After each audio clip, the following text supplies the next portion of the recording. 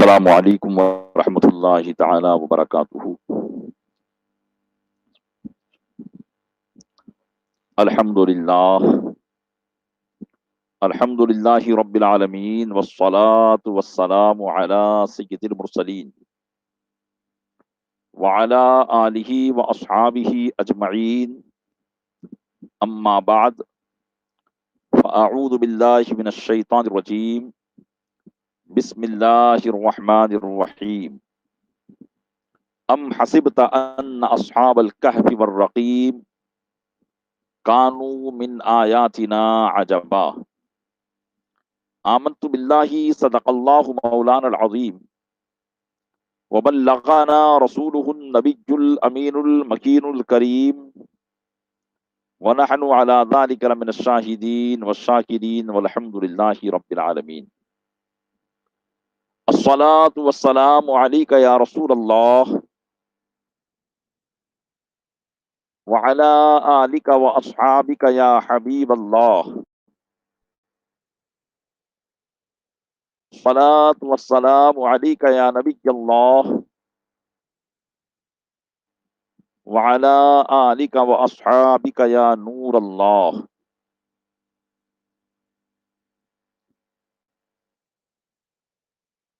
ارے اسلامی بھائیو، الحمدللہ عز وجل رمضان المبارک کی خصوصیت کے اعتبار سے اور اس میں ملنے والی برکتیں اور بے حساب اجر کو حاصل کرنے کے لیے بعد تراویح تفسیر کا درس جاری و ساری ہے۔ سورۃ الکہف کا درس آپ حضرات سماعت فرما رہے ہیں۔ گزشتہ کل آپ حضرات نے یہ سماعت کیا تھا کہ اللہ تبارک و تعالی نے زمین اور زمین کے ساری زیب و زینت کو اس لیے بنایا تاکہ لوگوں کو آزمائے کہ اللہ کی بارگاہ میں کون اچھے عمل لے کر حاضر ہوتا ہے۔ یہ ابتدائی چند آیتیں ہماری نصیحتوں کے لیے تھی۔ اب چونکہ نبی کریم علیہ الصلاۃ والتسلیم سے مشرکین مکہ طرح طرح کے سوالات کرتے رہتے تھے اور اسلام پر اعتراضات کرتے رہتے تھے، تو انہوں نے رسول اکرم صلی اللہ علیہ وسلم سے پہلے روح کے متعلق پوچھا کہ محمد صلی اللہ علیہ وسلم بتائیں کہ روح کیا ہے۔ اس کا ذکر اس سے پہلے والی سورت سورہ بنی اسرائیل میں گزرا۔ آقا علیہ السلام نے فرمایا روح یہ اللہ تبارک و تعالیٰ کا حکم ہے اور تم جیسے بے عقل لوگ روح کی حقیقت کو نہیں سمجھ سکتے۔ بہرحال مشرکین مکہ کچھ نہ کچھ اسلام پر اعتراضات کرنے کے لیے یا پرانی باتیں آقا علیہ السلام سے پوچھ کر وہ آزماتے رہتے تھے۔ تو ان میں سے کچھ مشرکین مدینہ منورہ کے یہودیوں کے پاس گئے اور ان سے کہنے لگے کہ ہمیں کچھ ایسی باتیں بتائیں جو پرانے زمانے میں ہوئی ہوں تاکہ ہم محمد صلی اللہ علیہ وسلم سے ان باتوں کے تعلق سے دریافت کریں کہ آیا وہ باتیں جانتے ہیں یا نہیں جانتے۔ چنانچہ یہودیوں نے انہیں دو سوال دیے کہ ان دو سوالوں کو تم محمد صلی اللہ علیہ وسلم سے جا کر دریافت کرو۔ ایک سوال تو یہ تھا کہ اصحاب کہف کون ہیں، اور دوسرا سوال یہ تھا کہ ذوالقرنین یہ کون تھے۔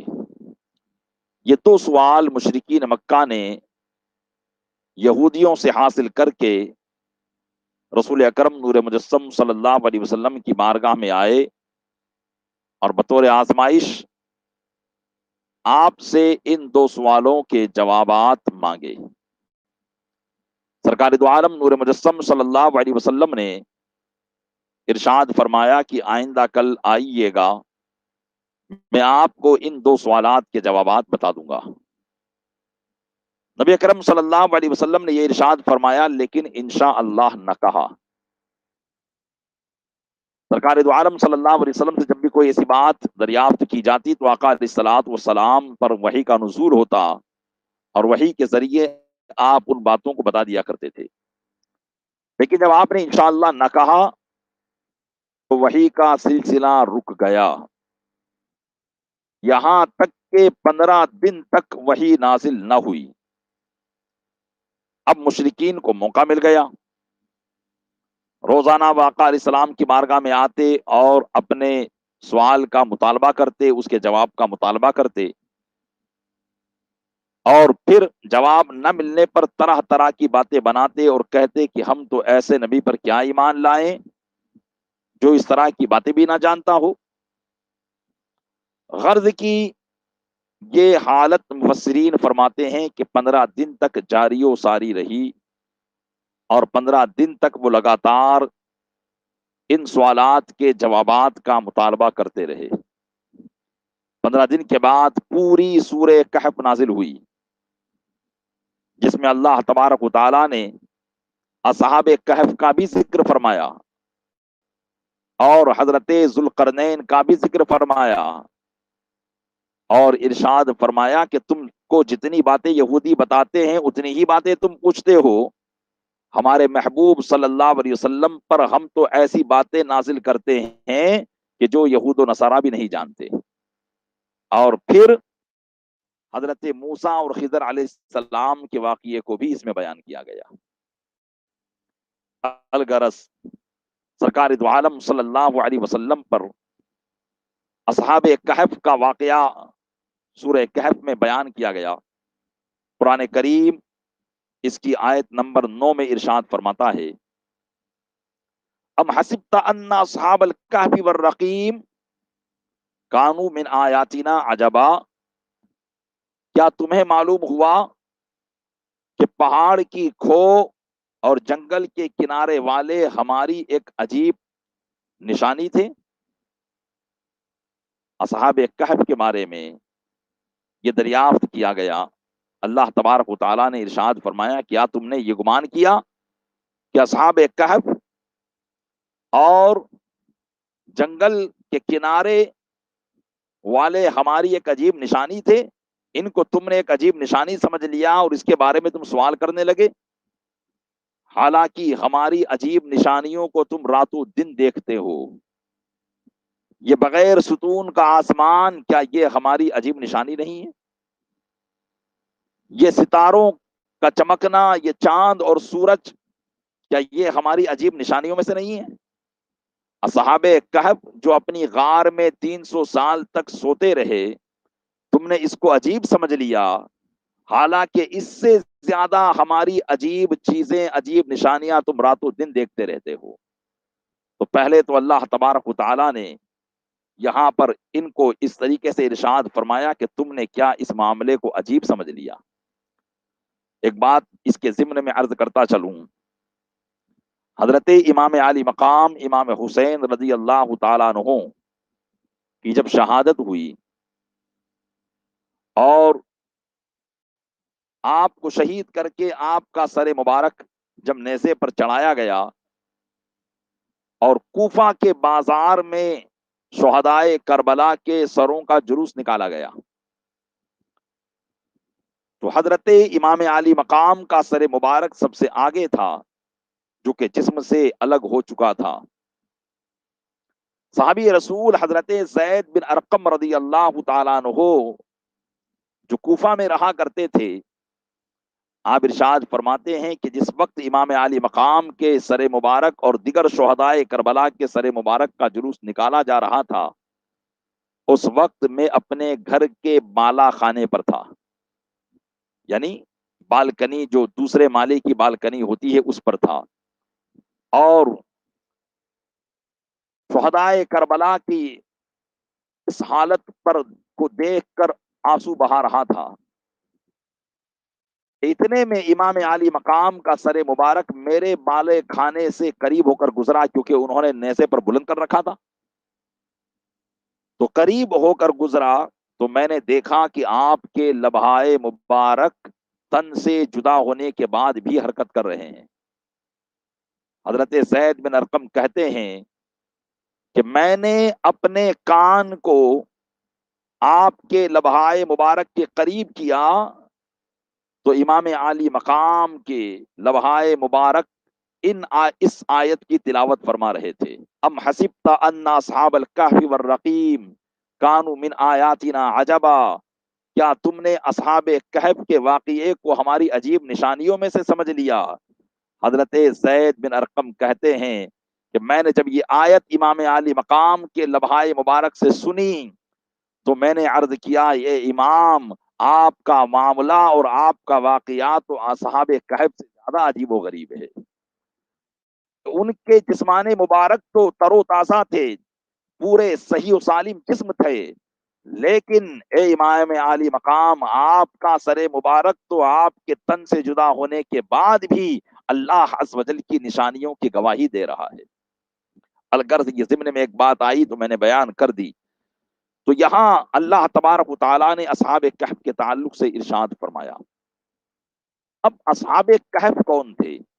دیکھیے، کہف میں نے پہلے بھی بتایا کہ کہف کا معنی ہوتا ہے غار، یعنی پہاڑ میں جو کھو ہوتی ہے اس کو کہف کہا جاتا ہے۔ تو یہ اصحاب کہف کا معنی ہوا غار والے۔ قرآن مجید نے ان کو غار والوں کے نام سے منسوب کیا۔ اور رقیم والے، رقیم حضرت عبداللہ ابن عباس رضی اللہ تعالیٰ عنہما روایت کرتے ہیں کہ رقیم یہ اس وادی کا نام تھا جہاں اصحاب کہف رہا کرتے تھے، اس لیے انہیں اصحاب کہف کے لفظ سے قرآن مجید میں یاد کیا گیا۔ ان کے نام مختلف تھے، ان کی تعداد بھی مختلف تھی، انشاءاللہ آئندہ میں بتاؤں گا۔ اب رہی بات یہ کہ اصحاب کہف کا واقعہ کس زمانے میں رونما ہوا، علماء فرماتے ہیں، مفسرین کا اس میں اختلاف ہے۔ اکثر مفسرین اس بات کے قائل ہیں کہ اصحاب کہف کا واقعہ جو رونما ہوا ہے وہ حضرت عیسیٰ علی نبینا وعلیہ الصلاۃ والتسلیم کے آسمان پر تشریف لے جانے کے بعد سن عیسوی 150 میں اصحاب کہف کا واقعہ رونما ہوا۔ اور بعض مفسرین کا یہ کہنا ہے کہ حضرت عیسیٰ علیہ السلام کی ولادت سے پہلے کا یہ واقعہ ہے، لیکن اکثر مفسرین کی رائے یہی ہے کہ اصحاب کہف کا واقعہ حضرت عیسیٰ علیہ السلام کے آسمان پر تشریف لے جانے کے بعد ہے۔ اس واقعے کو سماعت کرنے سے پہلے چند تمہیدی کلمات آپ سماعت کر لیں تاکہ آپ کو پتا چلے کہ اصحاب کہف کے ساتھ یہ جو معاملہ پیش آیا یہ کیسے آیا۔ علماء فرماتے ہیں کہ حضرت نوح علی نبینا وعلیہ الصلاۃ والتسلیم کے بعد ہی سے کفر و شرک کا جو دور چلا، شرک عقل نے کبھی بھی اسلام کی حقانیت کو قبول نہ کیا۔ انبیاء کرام علیہ الصلاۃ والتسلیم آتے رہے، جب جب بھی انہوں نے اللہ وحدہ لا شریک کی وحدانیت کی دعوت دی، ان کی دعوت پر کئی سوالات اٹھ گئے۔ جو اہل نظر تھے انہوں نے ایک نظر میں پہچانا اور ایمان لے آئے، لیکن اکثریت وہ ایمان سے دور رہنے والوں ہی کی تھی۔ نہ صرف انہوں نے یہ کیا کہ وہ ایمان سے دور رہتے، بلکہ جو بھی نبی ان میں تشریف لاتے ان کے وہ در پہ ہو جاتے، ان کو ستاتے، پریشان کرتے، دیوانہ، ساحر، مجنون اور کاہن کہتے، ان کو طرح طرح سے ظلم و تشدد کا نشانہ بناتے، یہاں تک کہ کئی بدقسمت انبیاء کرام علیہ الصلوۃ والتسلیم کے جان کے در پہ ہو جاتے اور ان کو شہید کرنے کے در پہ ہو جایا کرتے تھے۔ اور اسی وجہ سے کئی انبیاء کرام کو کافرین نے شہید بھی کیا ہے۔ غرض کی یہ سلسلہ چلتا رہا اور حضرت عیسیٰ علیہ السلام تک پہنچا۔ حضرت عیسیٰ علیہ السلام سے دشمنی کرنے والے، پہلے انبیاء کرام سے جو دشمنی کرنے والے تھے وہ عموماً وہ تھے جو اسلام کے بالکل مخالف تھے، آسمانی دین کو ماننے والے نہ تھے۔ حضرت عیسیٰ علیہ السلام سے پہلے انبیاء کرام کے جو دشمن رہے ان کی یہی حالت رہی، لیکن حضرت عیسیٰ علیہ السلام سے دشمنی کرنے والے دو گروہ رہے۔ ایک گروہ وہ جو آسمانی دین کو مانا کرتے تھے، انہوں نے بھی حضرت عیسیٰ علیہ السلام کو پریشان کیا، اور ایک گروہ وہ جو آسمانی دین کو سرے سے مانتے ہی نہیں تھے، کفر و شرک کیا کرتے تھے، یعنی اللہ کے علاوہ کسی اور کی عبادت کیا کرتے تھے۔ غرض کی حضرت عیسیٰ علیہ نبینا علیہ الصلوۃ والتسلیم اپنے لوگوں سے بھی پریشان کیے گئے اور غیر سے بھی پریشان کیے گئے، اور اسی وجہ سے حضرت عیسیٰ علیہ السلام کو آسمان پر اٹھا لیا گیا۔ الحمدللہ عز و جل، یہ ہمارا عقیدہ ہے، وہ یہی قرآن کا عقیدہ ہے کہ حضرت عیسیٰ علیہ السلام کو نہ سولی دی نہ قتل کیا، جیسا کہ قرآن فرماتا ہے وما قتلوہ وما صلبوہ ولکن شبہ لہم، نہ تو ان کو قتل کیا اور نہ ہی ان کو سولی دی، لیکن ان کو شک اور شبہ میں ڈال دیا گیا ہے۔ تو حضرت عیسیٰ علیہ السلام قتل نہیں کیے گئے، وہ آسمانوں پر اٹھا لیے گئے، اسی وجہ سے کہ لوگ ان کو شہید کرنے کے در پہ ہو گئے تھے۔ حضرت عیسیٰ علیہ السلام نے اپنی ظاہری زندگی جب تک وہ زمین پر تھے بھی آپ کے دین کو پریشان کیا جا رہا تھا، اور جب آپ آسمان پر تشریف لے گئے تب بھی لوگ آپ کے دین کے پیچھے پڑے ہوئے تھے، اور بالخصوص مذہب یہودیت کے پیروکار آپ کے دین کے پیچھے پڑے ہوئے تھے، اور وہ ہر وقت آپ کے دین کو مٹانے کی کوشش کرتے تھے۔ جیسا کہ میں نے پہلے درس میں بتایا تھا کہ ایک یہودی جس کا نام پولوس تھا، اور وہ مذہب عیسائیت کو گمراہ کرنے کے لیے اس نے عیسائی مذہب بظاہر اختیار کیا، اور حضرت عیسیٰ علیہ السلام کا جو مذہب تھا، نصرانی مذہب جو آسمانی دین تھا، اس دین میں گھٹا بڑھا دیا۔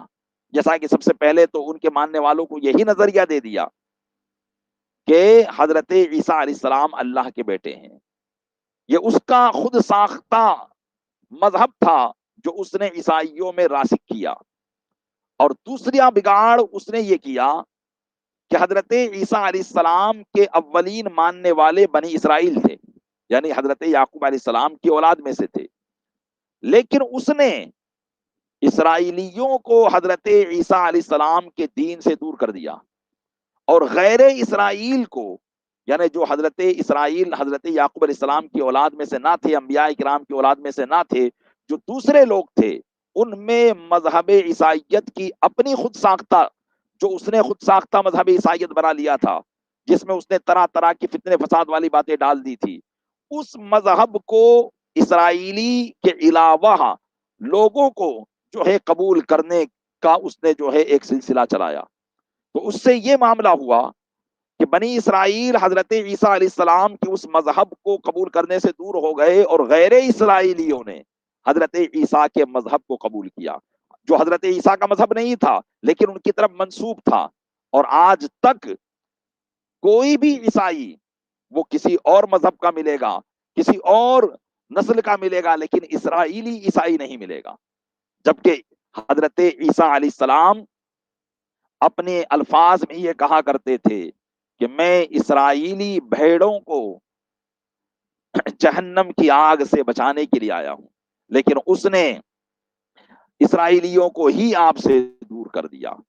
تو ایک معاملہ تو یہ کیا، اور دوسری بات اس نے اس مذہب میں یہ ڈال دی کہ حضرت عیسیٰ علیہ السلام ہمارے گناہوں کا کفارہ بن کر سولی چڑھا دیے گئے، لہٰذا اب ہم چاہے جتنا بھی گناہ کریں ہمیں جہنم کی آگ چھونے والی نہیں۔ اس لیے آج عیسائیت میں طرح طرح کے گناہ پائے جاتے ہیں، حالانکہ وہ عیسائیت حضرت عیسیٰ علیہ السلام کی لائی ہوئی عیسائیت نہیں تھی، بلکہ یہ خود ساختہ پولوس کی عیسائیت تھی۔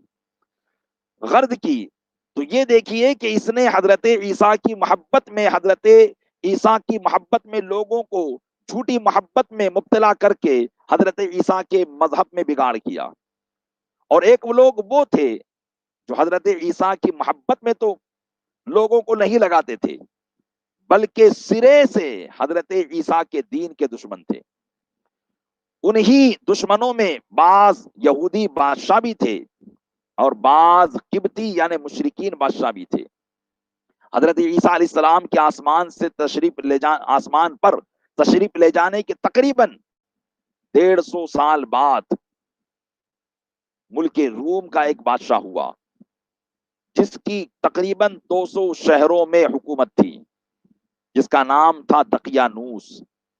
आज अंग्रेजी में लोगों ने उसको बिगाड़ कर डेसेस कर दिया, लेकिन उसका असली नाम तकियानूस था। मुफस्सिरीन में इख्तिलाफ है, बाद ने ओकियानूस भी बयान किया है, लेकिन अक्सर लोग उसको यही कहते हैं कि उसका नाम तकियानूस था।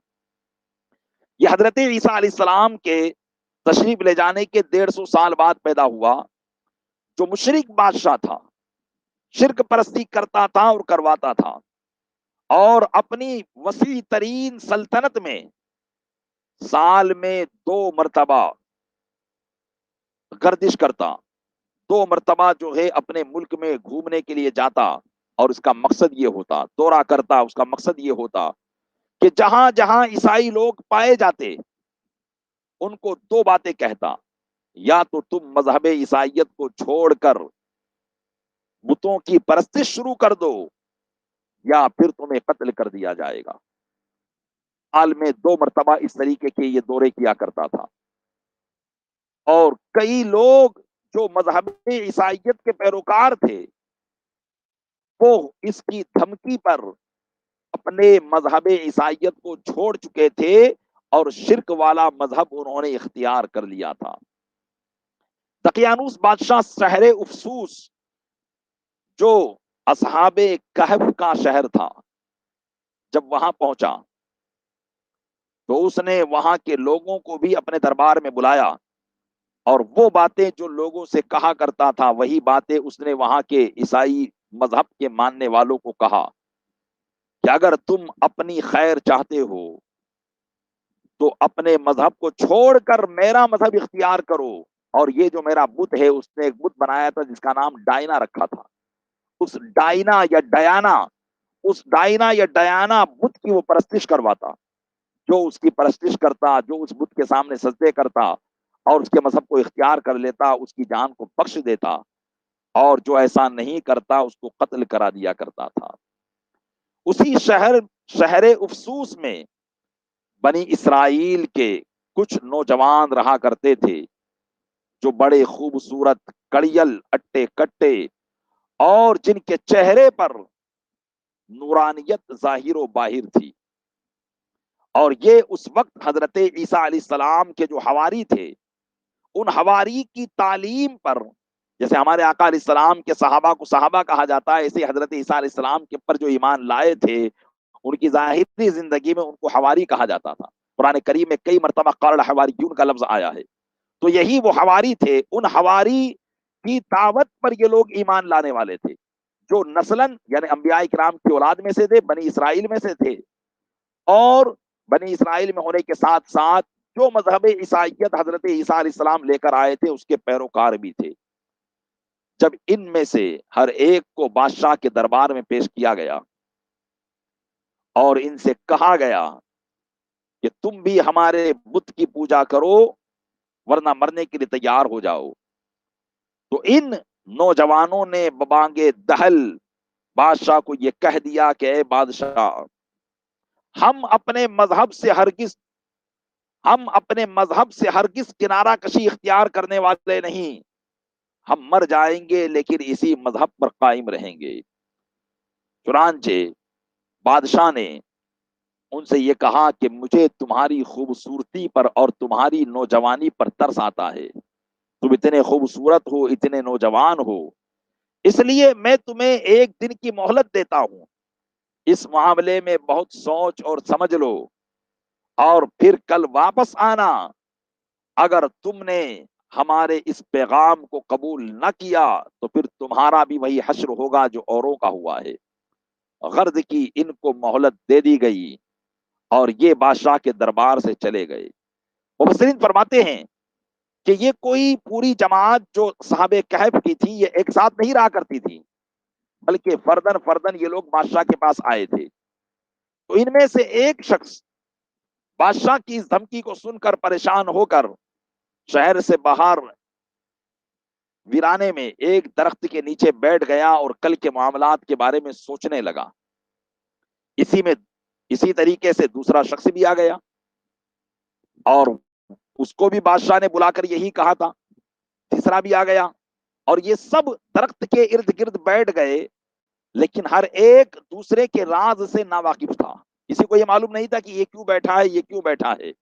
और हर एक ये सोच रहा था कि कहीं इसको मालूम हो गया कि मैं वही शख्स हूं जिसको बादशाह ने एक दिन की मोहलत दी है, तो ये मुझे पकड़कर बादशाह के हवाले कर देगा। लेकिन राज की बात जब चंद लोग जमा होते हैं तो छुप कब पाती है, इसलिए उनका राज फाश हो गया और उन सब ने आपस में जो है, चूंकि सबका एक ही मैटर था, एक ही मामला था, इसलिए सब आपस में एकजुट एक साथ हो गए और इन्होंने मशवरा किया कि चलो हमें इस शहर को कल होने से पहले छोड़ देना चाहिए, वरना बादशाह हमें तहे तेग करेगा और बिला वजह हमें अपने माबूद की तरफ जो है सर झुकाने पर मजबूर करेगा। इससे पहले कि ये दिन देखना पड़े, हमें अपने शहर को छोड़ देना चाहिए और यहाँ से रुखसत हो जाना चाहिए। चुनांचे ये तमाम नौजवान प्लानिंग करके वहां से चले गए। आगे क्या हुआ इंशाअल्लाह तबारक व तआला आइंदा कल अर्ज करने की कोशिश करूंगा। प्यारे इस्लामी भाइयों, यकीनन अल्लाह अज़्ज़ वजल के दीन पर कायम रहना ये हमारे लिए तो बहुत आसान है। आज हमारे लिए कोई तकलीफ नहीं है, लेकिन पुराने जमाने के लोगों के ऊपर ऐसी ऐसी आजमाइश गुजरी है कि अल्लाह के दीन पर कायम रहना उनके लिए मुश्किल हो जाया करता था। लेकिन इस्लाम से मोहब्बत उनकी ऐसी हुआ करती थी कि वो अपने घर बार, माँ बाप, भाई बहन, रिश्तेदार, अजीज वकारीब, मालो दौलत सबको छोड़ दिया करते थे और अपने दीन को बचाने के लिए हिजरत कर जाया करते थे। अल्लाह तबारक व तआला ने हमें कितनी आसानी वाला दीन अता किया है, फिर हम अपने घर में रहकर हम क्यों इस्लामी अहकामात से दूर रहे। हमें चाहिए कि जब अल्लाह तबारक व तआला ने हमें आसानी वाला दीन अता फरमाया है, ना तो हमें कोई इस तरीके से मजबूर करता है कि तुम इस्लाम छोड़ो, ना कोई परेशान करता है, फिर भी हमारी हालत क्या है, हम सुबह से शाम तक न जाने अल्लाह की कितनी नाफरमानियां करते रहते हैं। तो कोशिश करना चाहिए कि इन बुजुर्गों के हालात पर गौर करें और अल्लाह की फरमाबरदारी करने की कोशिश करें। अल्लाह अज़्ज़ वजल अपने महबूब सल्लल्लाहु अलैहि वसल्लम के सदक़े में हमें सही मानों में अहकाम इस्लाम पर अमल करने की तौफीक अता फरमाए। आमीन बिजाहिन नबिय्यिल अमीन सल्लल्लाहु तआला अलैहि व आलिहि व अस्हाबिहि तस्लीम। कल जो है कुछ सवालात पूछे गए थे, हमने अर्ज किया था कि हम कुछ कुछ सवालात के जवाबात भी देने की कोशिश करेंगे। तो इंशाअल्लाह जो है ये सवाल जो पेश किए गए थे, मैं सवाल करके इसका जवाब देने की कोशिश करता हूँ। इसने सवाल किया है कि क्या ग्लूकोज या खून की बोतल लगवाने से रोजा टूट जाता है। देखिए, ग्लूकोज और खून की बोतल हो या इंजेक्शन हो, ये सारी चीजें वो जैसे मुंह है, कान है और पेशाब पाखाने के मकामात है, इन जगहों से ये चीजें दाखिल नहीं होती है, बल्कि गोश्त में या नसों के अंदर, रगों के अंदर ये सुई लगाई जाती है और इसके जरिए जिस्म में पहुंचता है, तो इससे रोजान नहीं टूटता है। ग्लूकोज और खून की बोतल लगाने से या इंजेक्शन लगाने से रोजान नहीं टूटेगा, चाहे गोश्त में लगाया जाए या चाहे रगों में लगाया जाए। इसी तरीके से दूसरा सवाल ये किया गया था कि अगर किसी को माले ज़कात देना है, तो क्या जिसको देना है उसको ये बताना जरूरी है कि ये ज़कात का माल है।